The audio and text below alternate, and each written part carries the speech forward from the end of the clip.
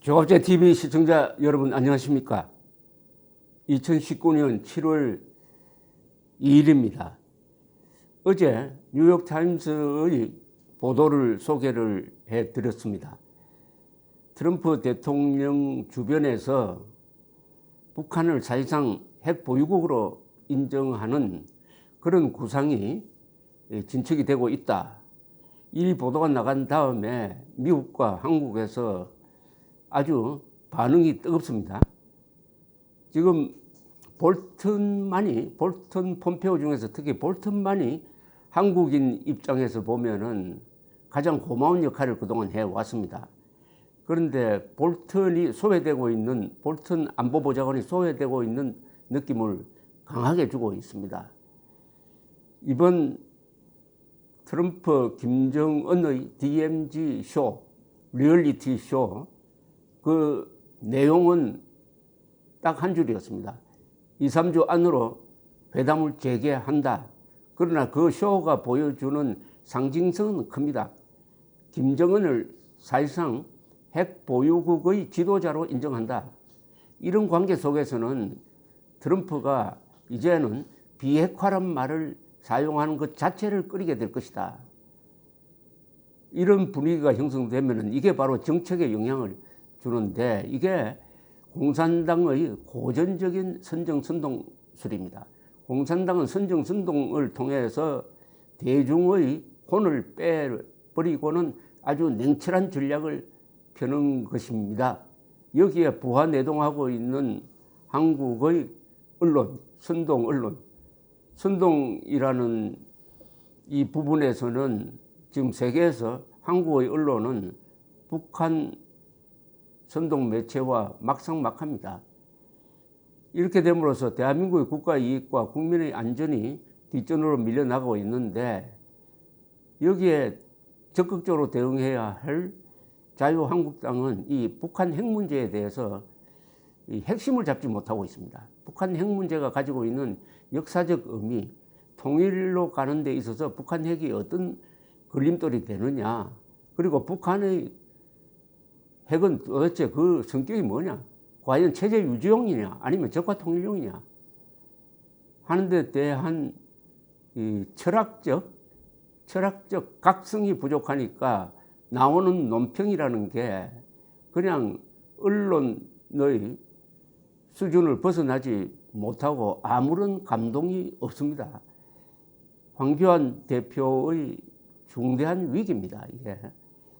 그러나 전문가들의 의견은 다르죠. 전문가들은 냉철한 사람들이니까 이런 데 휘둘리지 않습니다. VOA, 미국의 소리 방송이 10여 명의 한반도 전문가들을 상대로 인터뷰를 했는데 이 인터뷰 내용이 다 제가 그동안 줄곧 이야기했던 거하고 뭐 거의 100% 같습니다. 그런데 문재인 그리고 트럼프 두 사람은 이런 사실관계를 무시합니다. 사실관계를 무시하고 각자 선거를 통해서 정권을 계속 유지하는데 모든 것을 희생시키는 사람들이니까 이런 말이 생각나네요. 농담입니다. 인간이 할 수 있는 일을 하는 사람을 보통 사람이라고 한답니다. 인간이 할 수 없는 일을 하는 사람을 기업인이라고 한다고 그래요. 그리고 인간이 해서는 안 되는 일을 하는 사람을 정치인이라고 한다고 합니다. 왜냐? 사람이 권력을 잡으면은 그때부터는 사람이 달라져 버립니다. 브루스 베넷 랜드 연구소 선임 연구원은 한국에도 많이 알려져 있는 사람인데 이분은 VOA와의 인터뷰에서 이 사람은 이 수치를 좋아하는 사람입니다. 그러니까 북한과의 대화가 시작되는 지난 16개월 동안, 즉 2018년 3월 이후에 북한은 핵무기 수를 30% 정도 늘렸다. 이 책임은 누가 져야 됩니까? 그런데 문재인 대통령은 북한이 핵무기를 30% 정도 늘렸는데 그러면 우리는 대응 능력을 한 60% 늘려야 되는 것 아닙니까? 오히려 30% 정도 깎아버렸어요. 깎아 먹어버렸습니다. 남북 군사 합의서를 통해서 북한은 핵 능력을 증강시키고 있는데 문재인 대통령은 대응 능력을 축소시켰다. 이게 수치로서 드러난 문재인 대통령의 국가에 대한 해악이죠. 브루스 클린너 헤리티지 재단 선임연구원, 이 사람은 미국 CIA 분석관 출신이니까 아주 실질적인 이야기를 많이 하는 사람입니다. 이분은 뭐라고 했느냐? 사진 찍기에 불과했다. 짧은 DMZ 회동은 사진 찍기에 불과했다라고 이야기를 했습니다. 데이비드 맥스웰 민주주의 수호재단 선임연구원, 이분도 지금까지의 논평을 정리를 하면 아주 정확한 사람입니다. 정확하게 사물을 보는 사람인데 이런 본질적인 문제를 제기를 하고 있습니다. 북한에서 무엇을 달성할 것인가라는 질문을 우리 스스로 해야 한다. 그 질문 중에는 김정은이 전복, 강압, 강탈, 공갈 외교라는 70년 전략과 게릴라 왕조 주도의 통일을 위한 무력 사용을 포기했다고 믿는가? 김정은이 미한 동맹을 갈라놓고 주한미군을 질서시키겠다는 목표를 포기했고 미한 동맹을 분열시켜 한국을 정복하려는 전략을 포기했다고 믿는가? 여기에 대한 답을 한번 해보라는 겁니다. 이런 질문이 바로 황교안 씨가 문재인 대통령에게 해야 할 질문입니다. 문재인 대통령의 정색으로 물어야죠. 당신은 김정은을 몇 번 만났으니까 김정은이가 적화 통일 포기한다고 하느냐? 노동당 규약 그냥 있지 않느냐? 본질적인 질문을 해야 됩니다. 북한이 가지고 있는 핵은 체제 유지용이 아닙니다. 북한이 체제 유지를 하려면은 개혁, 개방을 하는 수밖에 없죠. 주민들을 먹이 살려야 될 것 아닙니까? 그게 아니고 굶겨 죽이면서 핵무기를 가진 것은 그 핵무기를 가지고 남한의 종북 좌익 세력과 결탁해가지고 주한미군 철수시키고 한미동맹 약화시키고 무엇보다도 한일 관계를 파탄내고 대한민국을 외톨이로 만든 다음에 대한민국의 보수 세력을, 대한민국의 군대를 정치적으로 무력화시키고 가능하면은 전쟁하지 않고 연방제 통일 방식으로 대한민국을 흡수하든지 아니면은 종속화시키겠다는 그 출발점에 있는 게 바로 핵폭탄 아닙니까? 핵무기 아닙니까? 지금 그 방향으로 가고 있는 거는 부정할 수 없는 것 아닙니까? 한국 사람들은 우리가 경제력이 강하니까 북한이 핵을 가지고 있어도 끄떡없다라고 안이하게 생각하는데 세계 역사는 보면은 가난한 군대가 배부른 그리고 부패한 군대를 먹어치운 예가 훨씬 더 많습니다. 또 한 사람 소개할 분이 있습니다. 이 사람은 한국에서 전문가들 사이에 이름이 많이 알려져 있는 레리 닉시 전 미국 의회 연구소의 한반도 담당이었습니다. 이분은 저하고도 좀 관계가 있는 게 2000년에 6월에 김정일, 김대중 회담 직후에 이분이 보고서를 냈는데 뭐라고 썼느냐 하면은 북한에 4억 달러 정도가 제공되었다는 주장이 있다라고 한 줄 간단하게 썼습니다. 보고서에서. 울간조선이 이걸 가지고 취재를 했는데 이게 결국 어떻게 됐습니까? 2002년에 가면은 대북 송금 사건으로 이게 발각이 되는 거죠. 4억 5천만 달러. 정확히 숫자도 이 사람이 정확하게 맞췄어요. 4억 5천만 달러의 현금을 김대중 정권이 현대그룹을 앞세워가지고 김정일에게 제공한 사실이 밝혀졌는데 그 정보를 최초로 노출시켰던 사람이 레리 닉시 한미연구소, 지금은 한미연구소 선임연구원인데 이분이 한 조금 긴 이야기가 가장 깊이 있다는 생각이 듭니다. 제가 좀 소개를 해드리겠습니다.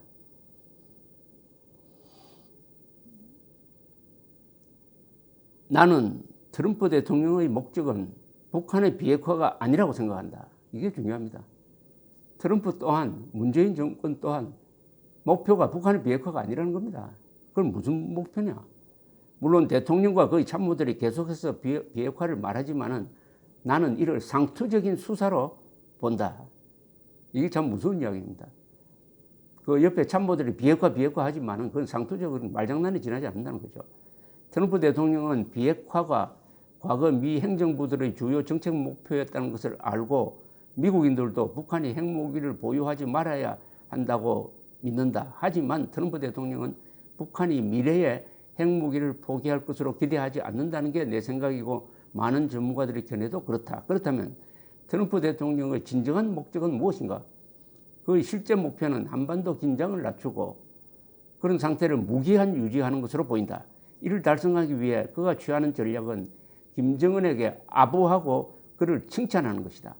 또 정기적으로 김정은을 만나고 그와 조용 편지를 주고받으며 북한을 비난하는 것을 삼가하는 것이다. 아울러 김정은이 핵과 장거리 미사일 실험을 멈췄다는 점을 계속 지적하고 미한 연합군사훈련 제한 등 북한에 특정한 양보를 하는 것이다. 이 모든 것들이 김정은에게 국제적 존중과 위신을 제공할 것이라는 게 트럼프 대통령의 견해이다. 트럼프 대통령은 이런 전략의 일환으로 문재인 한국 대통령의 대북 회유 정책을 지지하는 것이다. 따라서 이번 DMZ 회동은 트럼프 대통령의 실제 목표와 전략에 완벽하게 일치한다. 김정은이 트럼프 대통령의 이런 칭찬과 존중에 의미를 부여하고 핵무기를 계속 보유하더라도 결국에는 북한의 호전적이고 도발적인 대남 대미 정책을 수정하기 시작할 것이라는 게 트럼프 대통령이 갖고 있는 장기적 관점이다. 이 말은 무슨 말이냐면은 이렇게 칭찬을 하고 해주면은 김정은이가 핵을 보유하더라도 도발적인 행동은 하지 않을 것이다. 이걸 기대한다는 겁니다. 김정은에게 아부하면 그러니까 이게 완전히 가벌이 바뀌어 버렸습니다. 트럼프가 김정은에게 아부해가지고 제발 도발하지 말아주세요. 그러기 위해서는 한 번도 김정은을 비판하지 않는다죠. 지금 유엔 총회는 김정은을 반인류 범죄자로 몰아가지고 국제형사재판소에 세워야 된다는 결의안까지 지금 내고 있는 판에 트럼프는 김정은을 아주 연인 사이인 것처럼 계속하고 있는 이유가 도발을 하지 않도록 핵 보유는 인정할 것이니까 그 핵 보유 상태에서 그냥 가만히 있어라. 도발을 하면 내가 선거에서 떨어진다. 이런 이야기입니다. 그러나 레리 닉시 씨는 이렇게 이야기합니다. 트럼프의 이런 전략은 세 가지 문제가 있다. 첫째, 핵과 미사일 협상에서 진전이 없을 경우 트럼프 대통령은 구체적 외교적 진전이 없는 데 대해서 국내의 비난에 봉착할 것이다. 둘째, 트럼프 대통령의 전략은 김정은이 트럼프 대통령과 좋은 개인적 관계를 무기한 유지하는 것에 기대하면서 북한의 전통적인 호전 정책 목표는 무시하고 있다는 점이 문제다. 북한은 생리적으로 도발을 하지 않으면 안 되는 그런 생리가 있다는 겁니다. 그러니까 트럼프가 아무리 아부를 하더라도 김정은이가 도발을 할 것이다. 이게 두 번째 문제다. 셋째는 김정은과 트럼프 대통령의 교류에도 불구하고 북한의 핵 프로그램은 2018년 1월 김정은의 선언에 따라서 계속 진행되고 있다.